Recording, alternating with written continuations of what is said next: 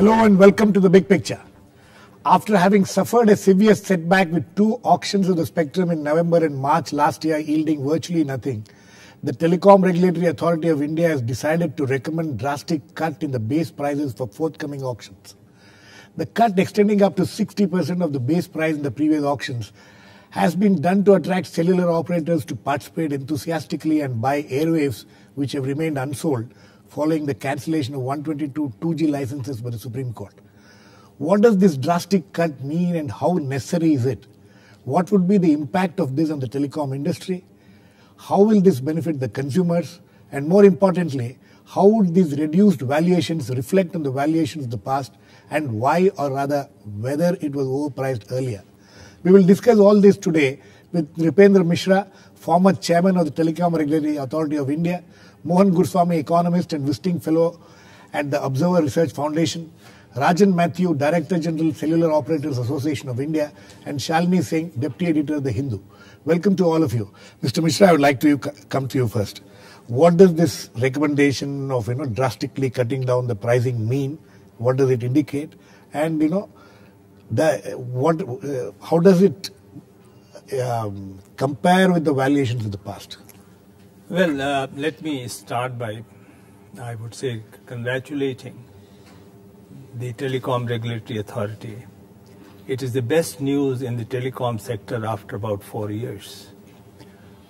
The larger picture is that 2 failures, as you mentioned.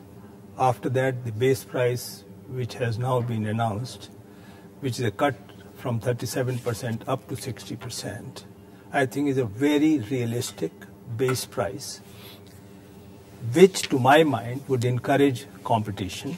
Right.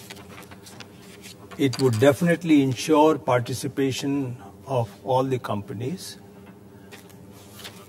There is very little possibility of collusion.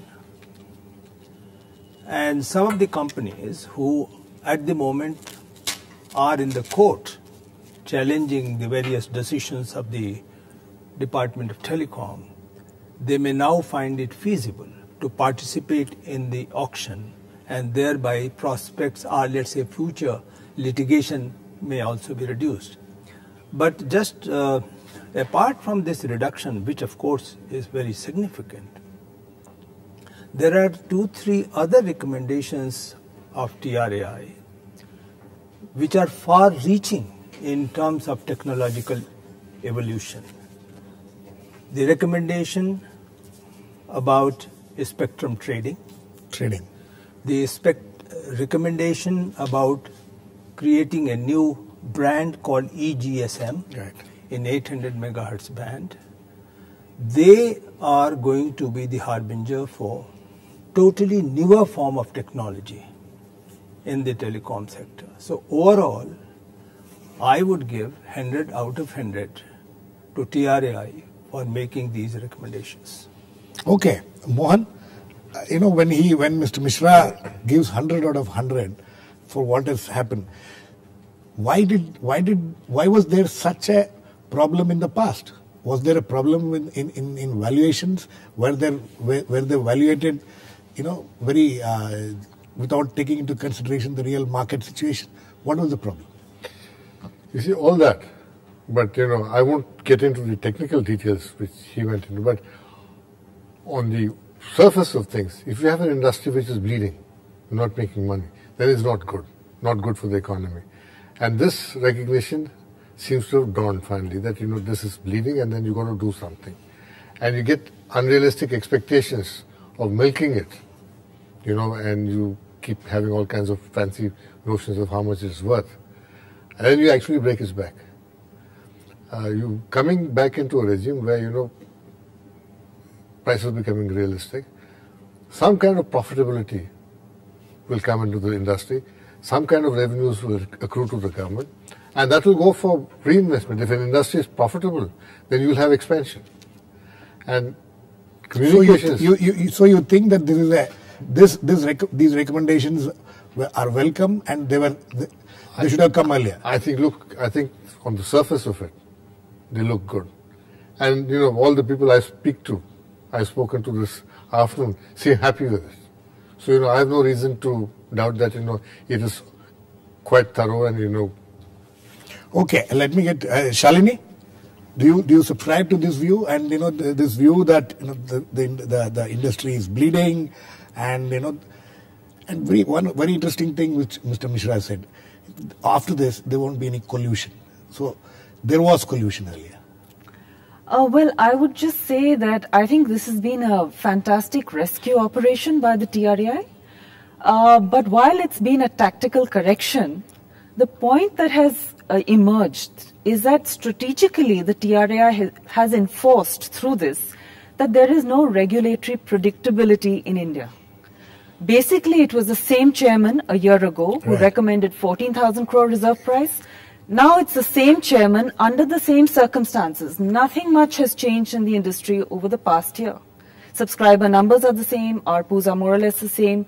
So what exactly has changed for him to slash the prices so drastically? So I'm not saying that the decision is wrong. All I'm saying is that if this is right, then that was wrong. Right. And we have no explanation about the previous decision. We have no explanation for this decision. So one of them has to be right. Which one is right? So if this is right, then how can he explain holding the industry to ransom for a year? Mr. Mishra?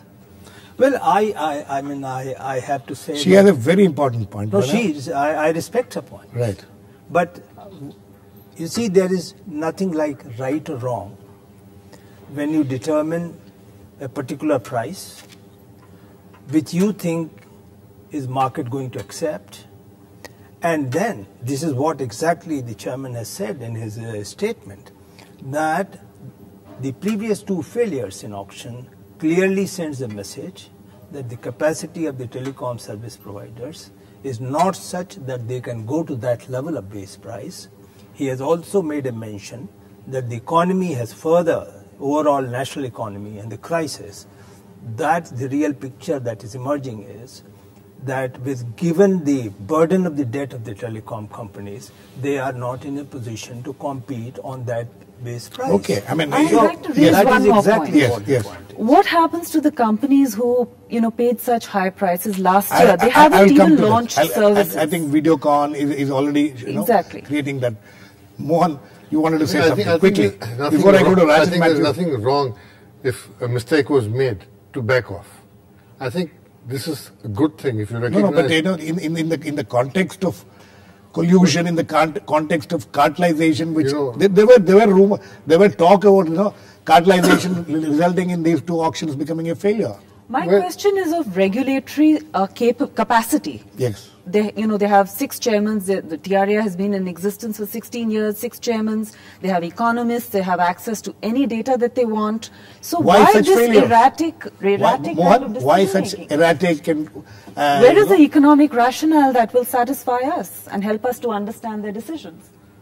Mohan? Well, you know, the environment keeps changing. Now, what the chairman has said today is with the economy slowing down and the capacity of people to invest also hurt, you will have to reevaluate things, which is a good thing. Let me get Rajan Mathew. I'm sure you're very happy. I've read that you're very happy. I've read your statement saying that, we are very happy with what's happened.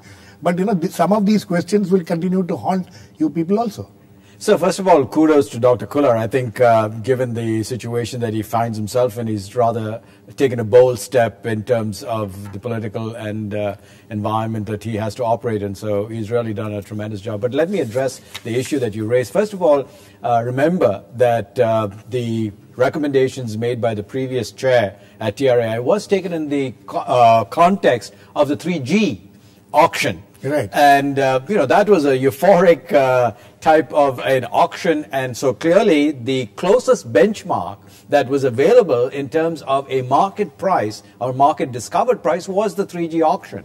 And so therefore the whole benchmarking exercise on the first go around was off of that euphoric price. Subsequently, you've had 2 failed auctions. You've had an economy that has come down. Plus, you've had the fact that when Dr. Kullar came in, he was a new hand at the TRAI. He needed the time to get his feet on the ground and understand the dynamics of the industry, which I think he's done. And in the process, he made this mistake. Not that he has not made the mistake. I'm saying is that he has corrected a situation which was based on parameters then existent. We have then emerged after a year and a half, too, with a different set of parameters, and I think it would be difficult to say, please continue to make the decisions based on the old parameters. You have a new set of parameters, and he's done a fairly thorough job in analyzing all of the metrics that would be pertinent to the discovery of what is an estimate at this point of a market price. Please remember that the auctions are still to happen. No, these are the base price. Yeah, we're talking only about a reserve price. That, there will be, it'll be much more than what yeah, so you can have a crystal ball that is much clearer than yes, Mr. Mishra. I would, first of course, let me clarify. When I use the word collusion, I only use the word in the context of forthcoming auction. Not in the past. Not in the past. But I will agree with you that the companies, it appears, for any outside who has been watching the telecom, that the companies decided that with this kind of a base price, we will not be able to, because that and the fact that Delhi and Mumbai circles were left unsold is quite shows some kind of a collusion. No, but you'll have to ask the question, why didn't the foreigners come in? If you can't say that the whole world colluded. If you're saying that there was collusion, then clearly somebody from outside would have said, this is a great deal, let me come in and let me invest. It didn't happen. Shalini, you want to react to that? Well, I think why didn't the outsiders, why didn't the world come in? Because there was so much litigation within the sector, so it was a huge disincentive. I mean, you're not going to want to invest in... After the 122 licenses were cancelled by the Supreme Court, I don't think the foreign investors will. And even now, with this decision, the industry is divided. I think Bharti, Vodafone and Idea, they're thrilled to bits. And if they're not, they should look at their stock, which is up 8.8%. But Telenor and Videocon, they are bitterly unhappy because they paid so much. And I think Videocon has said that it is suffering a $2 billion loss. Absolutely. Mr. Mishra, do you think that... OSPI has been silent, but... no, the Videocon, for instance, is saying that, we have to be refunded. Do you think that would be possible? I personally think it's not possible. Because there are events and they stop at that point of time. You don't determine the future refunds on the basis of what has been done in the past. But so isn't it unfair on them? Not really. Because you knew these terms and conditions then, you bid for it. Now there will be new set of terms and conditions, you're going to bid for it. But let me clarify on one particular issue which perhaps is getting missed. The present TRAI recommendation is not just mentioned in rupees so many crores. There are about 45 pages of work analysis done in the recommendation where they have explained what were the options available in terms of procedures for determining. Then they took all the numbers and values for each of the service area. Then they got the aberrations, what is called outliers. Then they decided the average and made sure... The report is quite mind-boggling actually. Made sure that no telecom company is either a gainer or a loser. So personally, I think the recommendations are not arbitrary. It is very just and fair. Yes, there is no doubt that he has made a correction from what it was earlier. And that correction perhaps some people have receptivity. And some people have to suffer because of it. There's no choice. It will always be there. Yeah, I disagree with that. I'll come to you, Rajan, before that. I think that's wrong. If you change the goalpost mid-game and you hit somebody and you hurt somebody, you've got to redress it. I know, I've also been in government. When government takes the money in, we don't give it back. We're all very difficult to get money out of the government. But I think one has to be fair on this. And if Telenor and Videocon, I have no sympathies for them, but if they've been hit unfairly, then I think some way should be found to suitably recompense them. To leave them hanging and dry also sends a bad signal that, government policies could change, and if suddenly becomes unfair to you. Investors also pick this up. Yeah. Global investors pick this up. Yes, Mr. Rajan. I think Dr. Kohler has one question. You can say what you want to say, but please address this. Do you think that now with these recommendations, a level playing field has been created? By and large, it has been created. We still have some issues on the refarming issue, but let's just put that to the side and get to the issue of what happened just 6 months ago in an auction. I think the folks like Videocon, there was a coercive element. The TRAI itself has acknowledged that, And please remember that Dr. Kulla himself has said, what is this coercive element? So basically, both Videocon and Uninor lost their license, made investments, and were told that unless you participated in the bidding, you wouldn't get even your, 1,500 crore rupees that you'd invested back. So there was that, and plus, of course, you'd made significant investments in network, all of which would have to be written off if you didn't participate. So Dr. Kulla himself has said, listen, it's too early to make a decision on this point. Let's see what the auction price finally happens. Because if it's above, these guys have nothing to complain about. If it's below, yes, there might be a cause of action. At that point, we'll address the issue. Okay. One more thing which Mr. Mishra, I'll start with you and I want all of you to address this. Now, now that this is the base price which we are talking about, what happens to that fantastic CAG figure which we all read about? 1,76,000 crores. What happens to these kind of valuations? Firstly, of course, I will say that the CAG was not just giving one number. CAG was giving a set of options that if you calculate on the basis of 3G auction price, this will be the price. If you calculate on the basis of what was, how the equity price changed and how they changed hands and what was the payment made, this will be the loss. So, as far as the CAG determination, they were definitely based on assumptions, and those losses were also based on those presumptive losses. So I would submit that no one would deny the fact that the licenses could not have been given at rupees 1,634 crore for the entire... 1,76,000? No, 1,635 crores for the entire, for all India, pan-India kind of a license. It was some number which was different. It will be some number which will now come also, and it came through the auction and passed. So whether CAG's estimation of loss is there or not, I think what is now happening is that we are making up for those losses by going through the auction of the same national asset.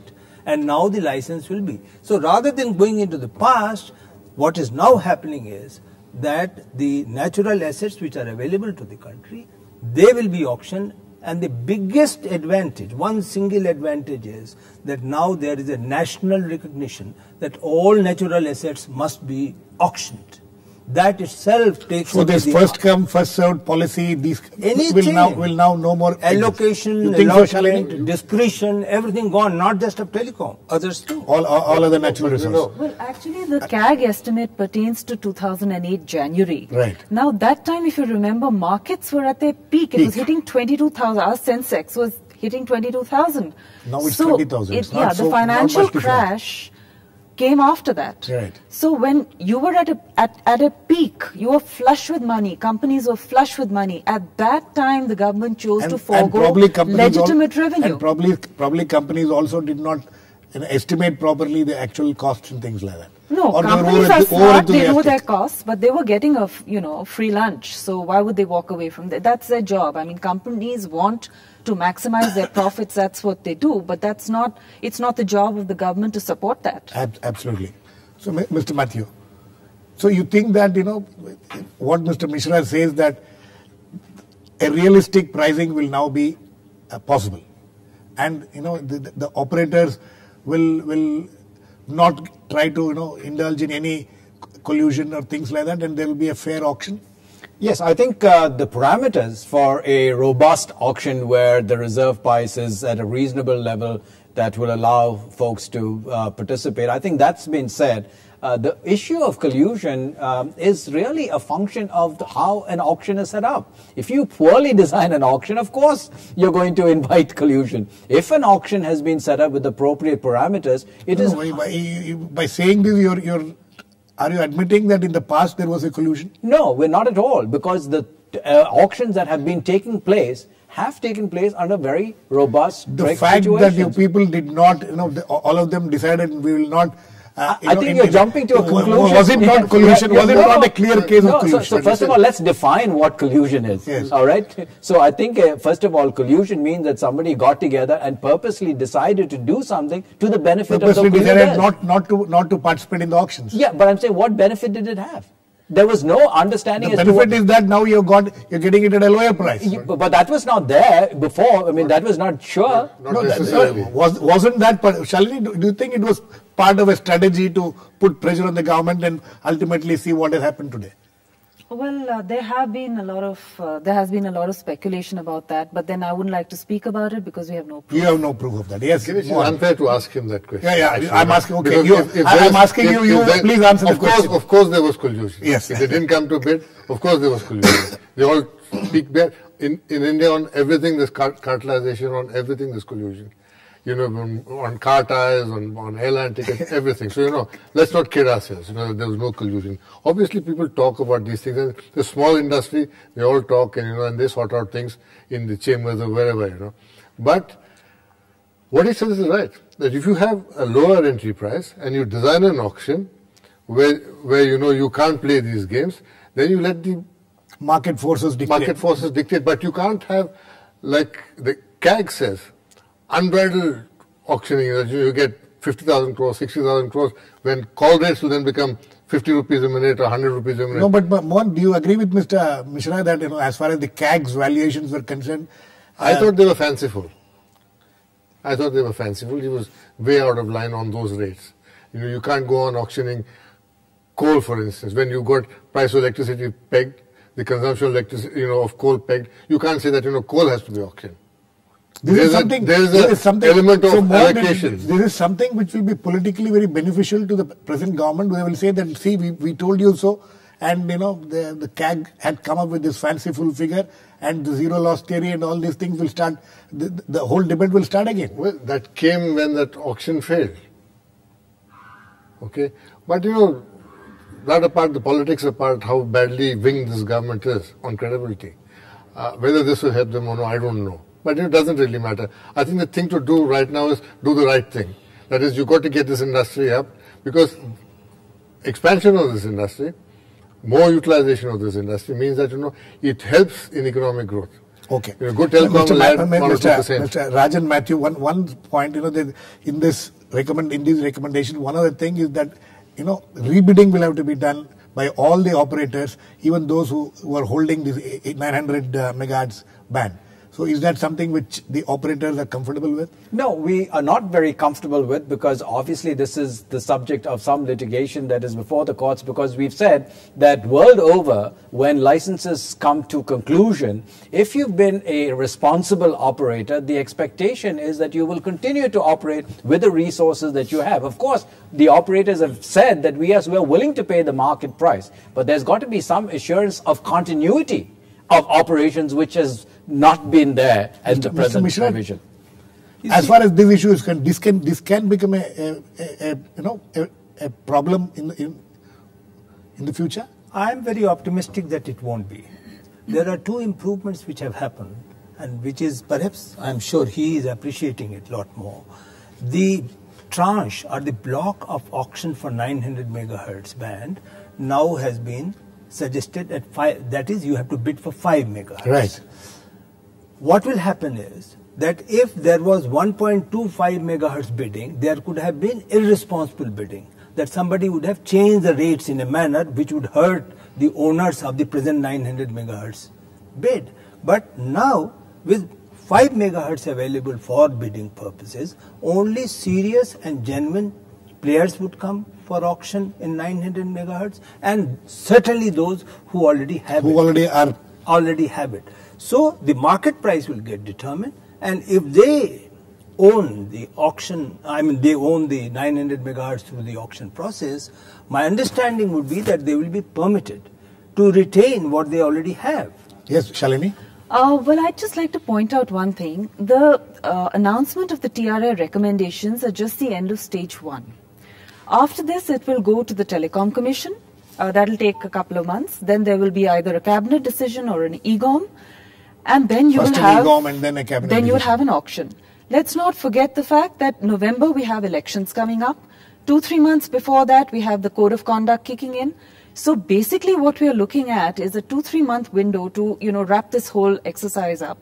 So what we can expect now that we know for sure that the industry is divided on the auctions, and there is going to be some grief and some, heartburn all around, that now, everything else ends and the horse trading begins for whatever, that 3-month period or 5-month period. That's why the recommendation, the TRAI doesn't say when it will be implemented. Exactly. So, it's not, we haven't crossed the finishing line yet, and there's a long way to go. So during this time, Mohan, do you think that then any changes could happen? Any more players getting in? I want Mr. Mishra also to address this. Jockeying and jostling will take place. That's inevitable, Generally, I've come on your program not being very approving of what the government does. But I think, for a change, you're being very approving. For once, I think there's something movement there, which is good. Okay, But I normally don't differ with her, because she has been following TRAI and also telecom sector for long, even before I arrived on the scene. But my expectation is that the government is not going to waste even week on the recommendation, and perhaps they will accept it and go through the auction as soon as possible, so that they also become the beneficiary of the revenue which is earned from the auction. Right. And they are not going to keep the entire picture in this uncertain realm going beyond November and then the elections. So I would expect auction sometime in October. Mr. Mathew? So first of all, please remember that there is a Supreme Court imperative. Absolutely. Right. So that's going to be an additional incentive for the government. And again, the point that we want to make is that, listen, if the government wants to go ahead, the Supreme Court only talked about auction of 1800 and 800, right? So they can proceed with this and leave aside some contentious issues of 900, because they've still got time to deal with that. So if urgency is imperative, which we think it is, then they can deal with the 1800 and get on with that, because that's really all the Supreme Court's asked. Okay. I think on that note, we need to end. This is something, it's a very complicated matter, but the fact of the matter is that some movement has taken place, and our guests here say that it is for the good. So let us hope that with the resolution of this problem, many other problems in the economic sphere will also slowly get resolved, and we will see a change happening on the economic front. Thanks to all my guests, Mr. Rajan, Mathew, Mohan, Guruswamy, Nripendra, Mishra and Shalini Singh. Please keep watching. We'll come back with another issue on the big picture, same time tomorrow.